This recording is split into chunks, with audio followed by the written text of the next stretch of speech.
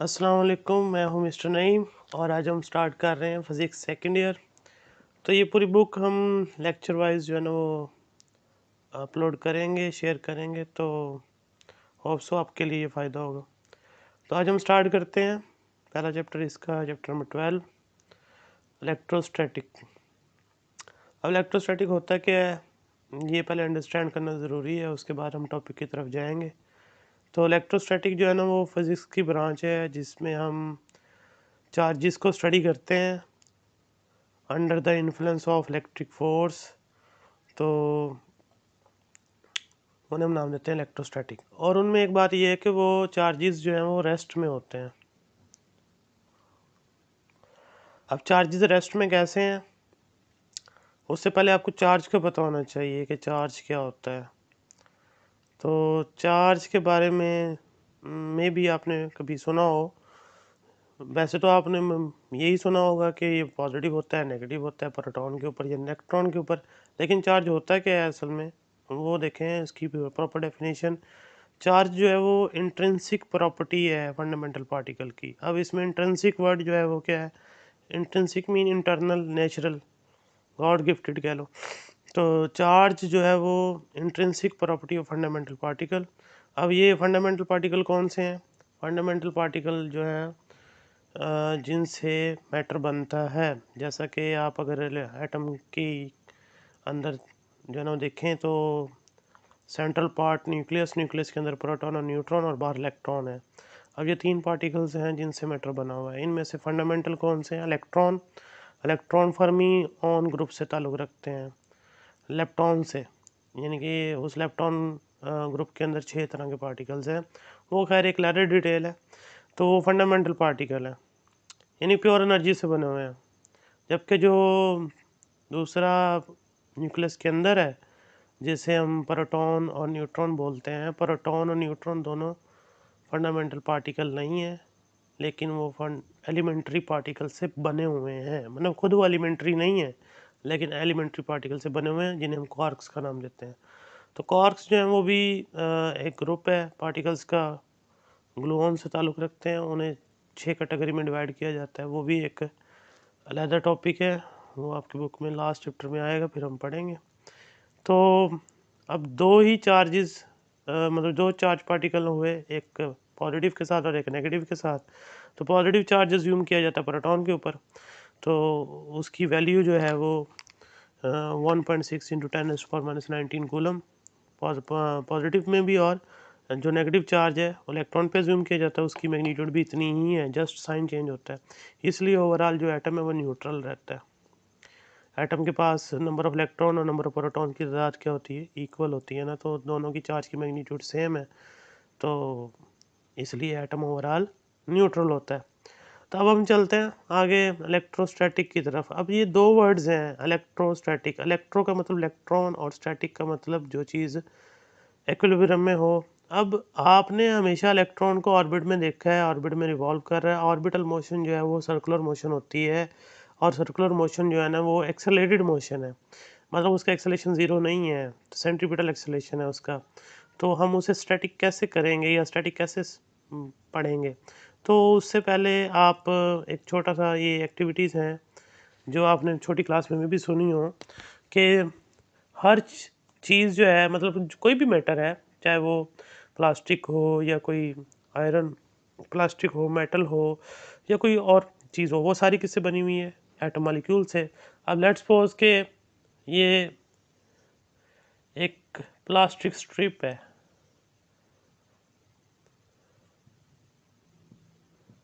Plastic जो strip है ये किस चीज़ की बनी हुई है जी? मतलब ये टाइप आगे चले जाते हैं पीवीसी की, पॉलीविनाइल। तो अब प्लास्टिक जो है वो इंसुलेटर है। अब इंसुलेटर क्या है? जिसके पास कोई फ्री इलेक्ट्रॉन मौजूद ना हो। तो इसके एटम्स जो है, उसका जो न्यूक्लियस है, न्यूक्लियस पॉजिटिव चार्ज रखता है ड्यू टू प्रोटॉन, तो वो इलेक्ट्रॉन को अट्रैक्ट करता है। हर मटेरियल का या हर एटम का जो न्यूक्लियस है वो इलेक्ट्रॉन को पसंद करता है, लेकिन हर न्यूक्लियस की जो अट्रैक्टिव पावर है वो एक जैसी नहीं है। तो एक ये और इंसुलेटर, ये हम कह देते हैं ये वुलन क्लॉथ है।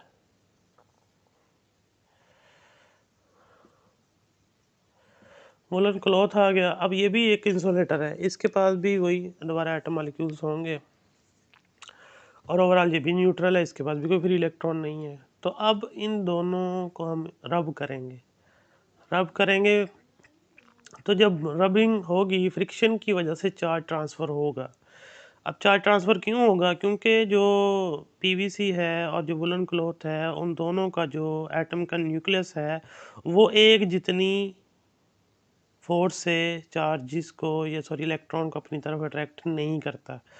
जिस का न्यूक्लियस स्ट्रांग होगा वो दूसरे मटेरियल के इलेक्ट्रॉन को स्टील कर लेगा, यानी चोरी कर लेगा, और इस तरह वो चार्ज गेन कर लेगा। सपोज आप पीवीसी को, मतलब इस प्लास्टिक स्ट्रिप को वुलन क्लॉथ के साथ रब करते हैं, तो पीवीसी क्या करता है, इसके इलेक्ट्रॉन स्टील कर लेता है और वो इलेक्ट्रॉन आके इसकी सरफेस पे मौजूद है, और इसने लूज़ कर दिए तो पॉजिटिव आ गया। अब एक और बात है इसमें, law of conservation of charge, कि जितना नेगेटिव चार्ज पीवीसी पे आएगा उतना ही पॉजिटिव चार्ज वूलन क्लॉथ पे भी आएगा। ऐसा नहीं हो सकता कि सिर्फ एक ही चार्ज प्रोड्यूस हो, हमेशा दोनों चार्ज प्रोड्यूस होते हैं। ये law of conservation of charge है। अब ये इलेक्ट्रॉन इसके पास इसलिए आए क्योंकि पीवीसी का न्यूक्लियस जो है ना वो ज़्यादा स्ट्रॉन्ग था as compared to woollen cloth, और जब हमने रब किया तो पीवीसी ने उसके इलेक्ट्रॉन निकाल लिए। अब वो इलेक्ट्रॉन आ तो गए हैं, लेकिन उसके ऑर्बिट का हिस्सा नहीं बनेंगे, क्योंकि उसके पास जो एटम्स हैं उसके आखिरी जो शेल है उसमें 8 इलेक्ट्रॉन पूरे हैं, जैसे आप ऑक्टेट रूल के नाम से जानते हैं। अब 8 इलेक्ट्रॉन तो पूरे हैं, उसके पास जगह ही नहीं है आगे ऑर्बिट में ले जाने के लिए, तो अब वो उसकी सरफेस पे ही मौजूद रहेंगे। जब वो सरफेस पे मौजूद रहेंगे तो वो सर्कुलर मोशन नहीं कर सकेंगे, या तो वो बिल्कुल स्टैटिक होंगे, या अगर मूव भी करेंगे तो बहुत कम यूनिफॉर्म वेलोसिटी के साथ। तो देन वो क्या कहलाते हैं, इलेक्ट्रोस्टैटिक, क्योंकि उनका एक्सेलरेशन क्या हो जाता है, ज़ीरो हो जाता है। इनकी वो प्रॉपर्टीज़ नहीं होती जो कि एक इलेक्ट्रॉन ऑर्बिट में जब रिवॉल्व कर रहा होता है तब उसकी होती हैं, इसलिए इनको अलहदा स्टडी किया जाता है, जिसका नाम हमने रख दिया इलेक्ट्रोस्टैटिक। तो ये एक छोटी सी एग्जांपल एक और भी है इस तरह, जैसे फ़र्ज़ करें आप एक और प्लास्टिक स्ट्रिप ले लें, लेकिन अब पीवीसी की नहीं बल्कि नायलॉन की, ये एक और टाइप बन गई। ये पॉलीमराइजेशन से बनती हैं। और फिर दोबारा वुलन क्लॉथ ले लें। अब वुलन क्लॉथ आ गया साथ में, अब दोबारा इनको रब करेंगे। अब अगर कंपैरिजन करें नायलॉन और वुलन क्लॉथ का, तो वुलन क्लॉथ के जो एटम का न्यूक्लियस है वो नायलॉन से ज़्यादा स्ट्रॉन्ग है, तो ये इलेक्ट्रॉन अब इसके पास आ जाएंगे और पॉजिटिव चार्ज इसका बच जाएगा क्योंकि इसने लूज़ कर दिए। तो ये है जी बाय फ्रिक्शन बाय रबरिंग जो ना आप चार्ज प्रोड्यूस करते हैं। तो चार्ज जब इस कंडीशन में होता है, यानी कि जब चार्जेस उस ऑर्बिट में नहीं है इलेक्ट्रॉन जो है, तो देन वो किसी सरफेस पे मौजूद है, तो उसे हम नाम देते हैं इलेक्ट्रोस्टैटिक का। और उसकी प्रॉपर्टीज़ जो हैं वो डिफरेंट होती हैं, उसकी एप्लीकेशन है वो हम इस चैप्टर में डिटेल से पढ़ेंगे। अब उससे पहले आपको एक चीज़ बता दूं, बेसिकली दो ही लॉज हैं इसके, मतलब कि सिमिलर चार्जेस हैं, जैसे पॉजिटिव चार्ज एक दूसरे को रिपेल करेगा, कॉमन सी बात है, और पॉजिटिव नेगेटिव चार्ज को क्या करेगा, अट्रैक्ट करेगा। तो ये इनके दरमियान जो फोर्स है उसे इलेक्ट्रिक फोर्स का नाम दिया जाता है। वो इलेक्ट्रिक फोर्स जो है वो एक साइंटिस्ट हैं चार्ल्स कूलम, उन्होंने एक्सप्लेन की थी, और उनके नाम से वो लॉ बनाया गया है, कूलम लॉ। यानी वो फोर्स किन फैक्टर पर डिपेंड करती है, उसको कैलकुलेट कैसे किया जा सकता है, तो वो हम सीखेंगे।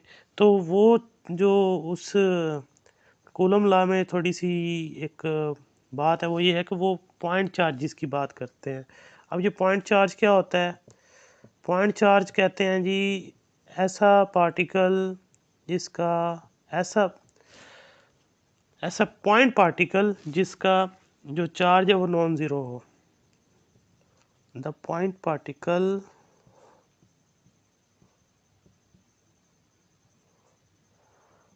with non-zero charge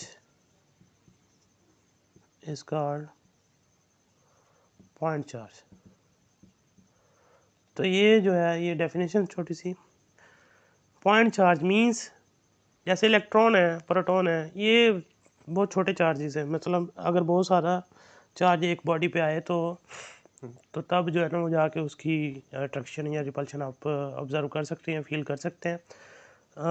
जबकि जो कूलम लॉ है जो आगे पढ़ना है, उसकी लिमिटेशन यही है कि वो पॉइंट चार्जेस के बारे में बात करता है। बड़ी बॉडी के ऊपर जो चार्ज होगा, यानी कि जैसे अभी ये आपने स्ट्रिप देखी या वुलन क्लॉथ है, उसका जो चार्ज है वो पूरी सरफेस पे एक जैसा कंसिडर करना होता है या हो, और वो सारी बॉडी एक ही पॉइंट कंसिडर करते हैं, फिर उसके ऊपर आप कूलम लॉ अप्लाई करते हैं। ये उसका कह लें एक ड्रॉबैक है या लिमिटेशन है उसकी, कूलम लॉ की। तो नेक्स्ट जो अब हम पढ़ेंगे अगले लेक्चर में, वो कूलम लॉ पढ़ेंगे। पहला टॉपिक है जो इस चैप्टर का, जिसमें वो बात करेगा पॉइंट चार्जेस की। तो पॉइंट चार्ज मैंने बता दिया क्या होता है, कि point particle with non zero charge. अब इसमें लफ्ज़ ये पॉइंट पार्टिकल। पॉइंट पार्टिकल क्या होता है, ऐसा पार्टिकल जिसकी कोई डिमेंशन ना हो, मतलब जिसकी कोई लेंथ विड्थ ना आए, मेजर ना कर सके, तो ज़ीरो साइज जिसे बोलते हैं, तो वो चीज़ पॉइंट चार्ज कहलाती है। तो पॉइंट चार्जेस के बारे में जो नेक्स्ट टॉपिक हम पढ़ेंगे। Till then take care.